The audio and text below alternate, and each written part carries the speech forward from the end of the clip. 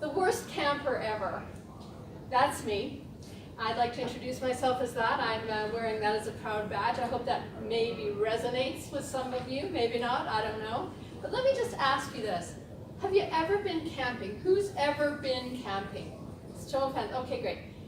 Clint, what one thing do you like about camping? Being away from people. Okay, that's wrong. Again, I'm going to tell you why. Okay. I also thought that camping was about being in the great outdoors, being one with nature. I thought that camping was, you could listen to the silence, you could hear the birds. I thought you could smell beautiful smells of nature. But I found out that I was wrong about that. And I'm going to tell you what my experience was. 90 days in a van, 90 days. We traveled across the country, my husband and I, less than 100 square feet. And we still like each other. We came home and we had a great time.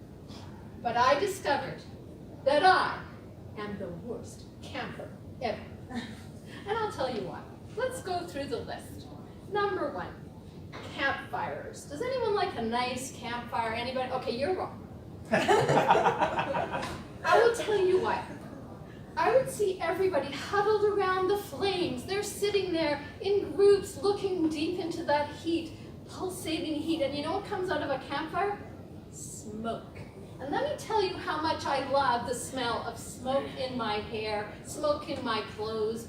I used to have to run to the camper van and close all the windows so we wouldn't get smoke in our van. I am not a piece of turkey. I do not need to be smoked and go to bed in a smoker. These campfires, and they were everywhere. People would light a fire and then leave them. They would walk away, leaving a fire. I was so often tempted while they would leave their fire there to go pour water on it. Because why are you smoking me out when you're not even there?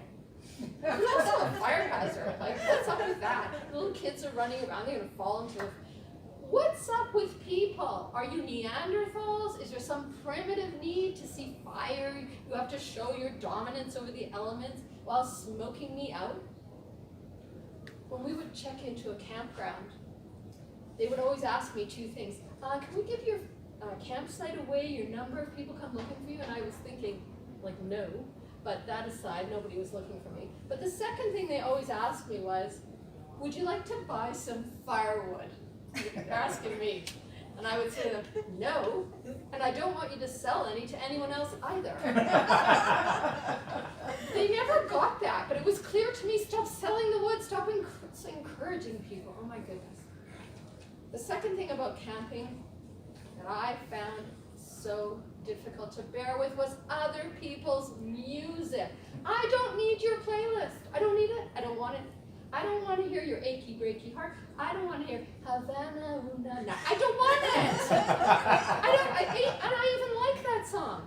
I don't need your timing. Maybe I'm having a quiet dinner. Maybe I'm trying to listen to nature. But I got to hear your playlist and loud. Play it loud too. I actually called the campground warden to tell them to turn the music down. I had to do that. Well, the next thing on my list, kids. Can we talk about children? When people take their kids camping, they probably explain to them, honey, you know your inside voice? And your outside voice, you know the inside quiet voice? Well, here you can use your outside voice all the time. What's up with kids screaming? Why do they have to scream all the time? I'm constantly hearing kids screaming. It looks like fun. I mean, it looks like fun. I mean, I might as well run around screaming myself. But I have to say, kids screaming, not one of my favorite things. Now, let's talk about the noise that adults make when they're camping. Well, you would always see these people gathered around their campfires, throwing any old thing in. They think that, well, we'll just throw in some plastics here. Nobody will notice. Well, I notice. Some toxic fumes coming at me. So at this point, I'm barricaded in my van, trying to get myself in my van, trying not to get smoked out, trying not to hear other people's music, and trying not to hear the screaming kids going by. And at this point, what's everyone doing around their campfire? They're drinking. A lot of drinking going on. And as they drink, what happens? Volume goes higher and higher and higher. So at this point, I'm hiding inside. The last thing I want to mention is the space, being in the outdoors, having lots of space. Okay, the people who designed those campgrounds obviously never looked at the brochures they were putting out showing photos of the campground, because there was never anybody else in the campground. You could see these beautiful, amazing shots of the ocean, shots of the blue sky. I never saw those things. There was a camper always like 3 feet away from me. I could reach out my hand and touch them. I was basically in a parking lot a lot of the time. So suffice to say that the idea of camping at this point is something you might think that I'm not really interested in, but you would be wrong. Because in fact, we had a great time. I just learned that what I thought was camping was not really what camping is. And I learned that, in fact, it's not about the nature, it's not about the sounds, it's not about the breezes, it's about exploration, it's about excitement, it's about new places, new vistas. So I actually learned that I might be the worst camper ever, but I loved it, and I've already booked for next year.